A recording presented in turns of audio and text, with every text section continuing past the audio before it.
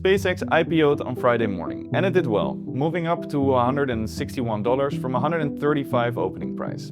Now, to decide whether you should buy SpaceX, we're going to treat it like any other business and look at the fundamentals. Plus, there's some great news for portfolio companies, and we'll end the video with my buy, hold and sell recommendations. Hi, I'm Thomas. I spent 20 years studying and working in finance and operations, and I love hunting down high-quality growth companies before they explode. Now let's dive into SpaceX. The core mission of the company is making humanity multiplanetary, with the ultimate goal of a permanent colony on Mars. If you want proof of how seriously Elon takes this, just look at his incentive package, which is the clearest possible indicator of intent. To receive his 1 billion shares, he must, and I quote, achieve the establishment of a permanent human colony on Mars with at least 1 million inhabitants. No colony, no shares. Now, getting to Mars is most likely not why you as an investor hold a stock, but it is the driving force that you need to understand to know what you're actually buying. So let's take it seriously. The current most important KPI for making the colonization happen is cost per ton launched to orbit, which breaks down into two things. How much payload can you get up there, and how cheaply can you launch it? On the payload side, they keep building bigger and more powerful rockets. Falcon 9 can carry about 22 tons to low Earth orbit. Starship, their next generation rocket, currently in test flights, is designed to carry over 100 tons. On the cost side, they focus on producing these rockets to as close to the bill of material as possible, and secondly, to reach full reusability. Elon's analogy here is simple. Airplane tickets would be extraordinarily expensive if you threw away the plane after every flight. But here's the first big problem to solve.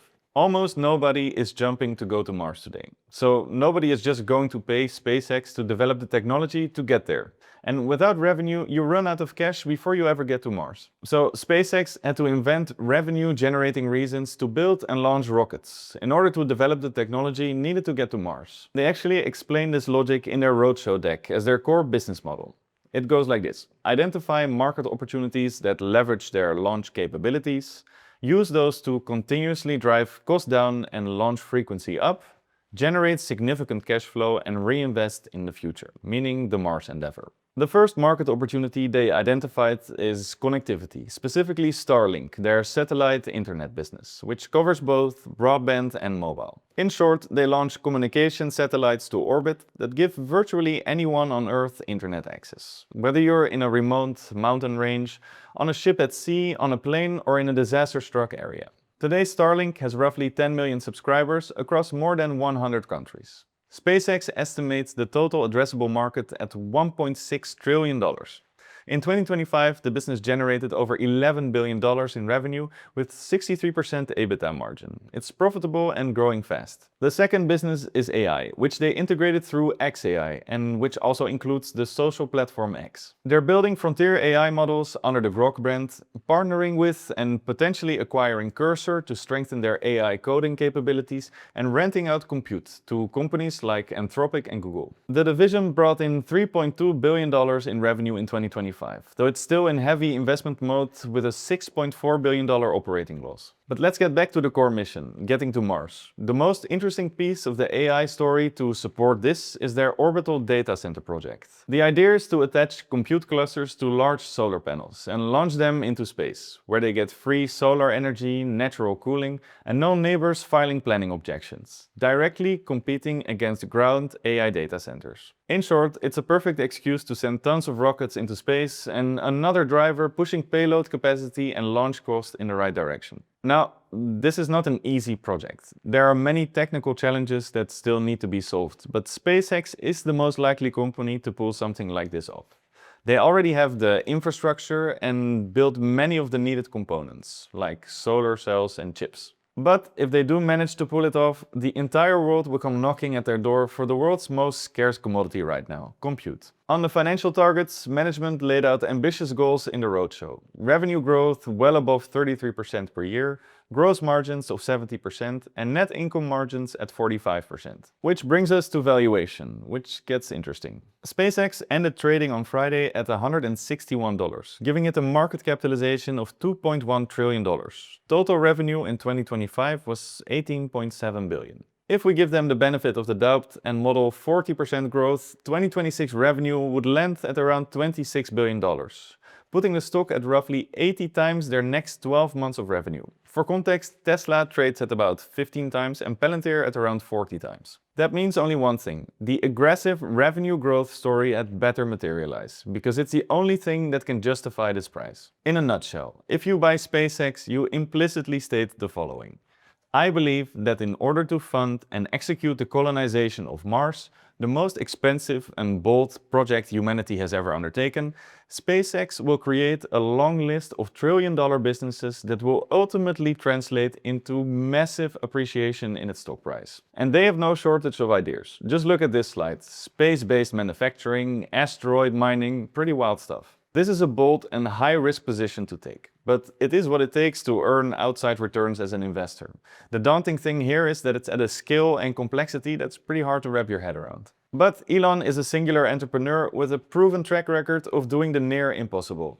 I mean, have you seen them catch rockets? Plus, he can leverage the ever-growing and deepening infrastructure of the full Musk ecosystem, including its world-class talent and vertical integration in nearly everything they do. So should you buy SpaceX at the current $161? If you analyze it as a traditional business and you only believe in the current revenue-generating activities, the answer is probably no. But if you buy the mission and the company's capabilities, it might be more helpful to look at it like a venture capital opportunity. Heavyweight venture investor Bill Gurley likes to ask the following question: what could go right? If SpaceX really executes on its mission to get to Mars and manages to become the world's space and AI compute infrastructure layer, and the stock goes to $1,500 in 5 years, does it even matter if you buy it at $161 or $200 today? Here's what we're going to do.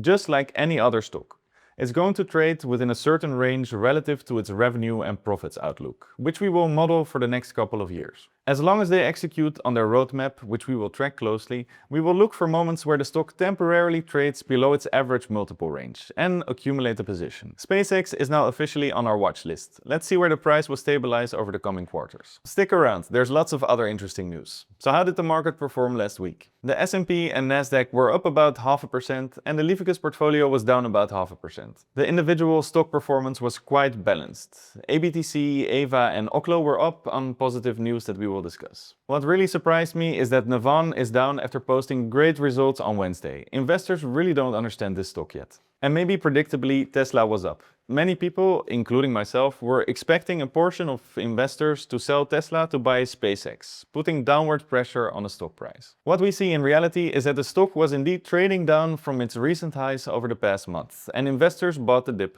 Now let's dig into the news. Hey guys, a quick pause. If you're enjoying the video, let me tell you about LIVICUS. It's my personal open portfolio. I break down all of my investments to give you ideas and knowledge to take your investment game to the next level. No hype, just research and news on awesome companies, brought to you in a no BS way.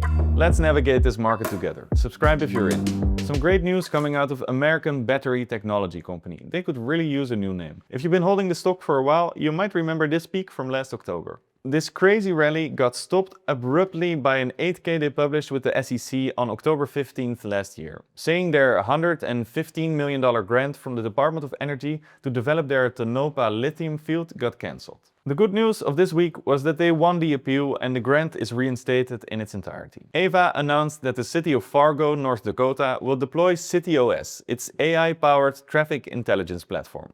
This marks Aeva's second customer for the product. CityOS combines Aeva's 4D LiDAR with NVIDIA's Edge AI compute to deliver real-time monitoring of vehicles, pedestrians and cyclists, helping improve safety and traffic operations. What makes this product especially compelling is its potential to be applied to complex intersections, of which there are many worldwide. If it proves effective, CityOS could scale significantly. Navan launched Navan Anywhere with its first partner, none other than Google's Gemini Enterprise. The product embeds Navan's capabilities directly into other platforms, seamlessly integrating them into users' existing workflows. Like I said, the company also reported strong earnings this weekend. Check out my earnings card linked in the description or watch the full video, which I will link at the end. Oklo is getting ready to start building some nuclear reactors. They acquired RMEC, a precision manufacturing and engineering firm, and its skilled team of approximately 40 engineers, machinists and welders. The term for this is Acquihire, a combination of acquisition and hiring. Instead of having to recruit a bunch of highly sought-after professionals one by one, they just buy their manufacturing and engineering department in one go. Again, not something you do if you're not planning to build stuff soon. And here's more proof that Oklo is clearly on trend. Ireland mandated that new data centers must secure dedicated, largely renewable power on site. Exactly what Oklo offers. Tesla's supervised full self-driving just got approved in Belgium, making it the 5th European country to allow the product after the Netherlands, Lithuania, Estonia and Denmark. FSD approval is a clear prerequisite before we ever start talking about robotaxi networks, which is the basis of much of the valuation of Tesla. So very good to see this advancing. Let's move on to the general news of last week. Things almost got severely out of hand between the US and Iran, when an Iranian drone downed a US Apache that was monitoring the area in the Strait of Hormuz. But diplomacy seemed to have prevailed, and we actually seem to be closing in on an agreement, with Trump stating that the time and place of signing a deal would follow shortly.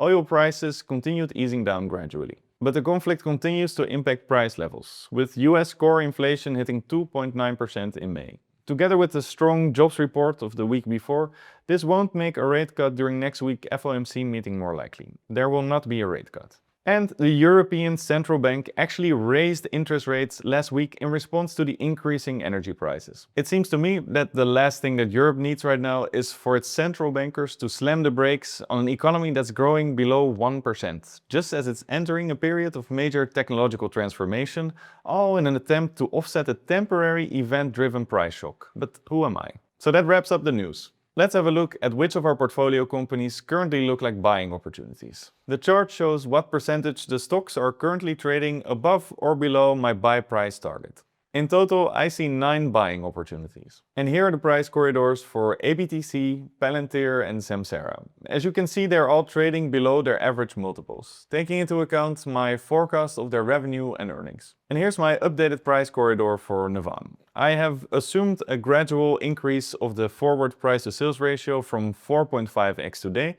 to 7.5x by the end of 2028. To reflect the fact that I think investors will start waking up and see they are wrong between now and then. Plus Howard Hughes' own forecast from their Q1 earnings call. And here are the price corridors for Aeva, Amprius, Butterfly and Tesla. All amazing companies with very bright futures, but in my opinion on the expensive side today. So probably good to wait for a bit lower entry point. And finally, this chart shows the all-time performance of the LIVICUS portfolio. Check out these 2 videos to learn more about the companies spearheading the corporate AI transformation wave, Navan and Samsara. These are just my opinions. Please supplement them with your own research before making an investment decision.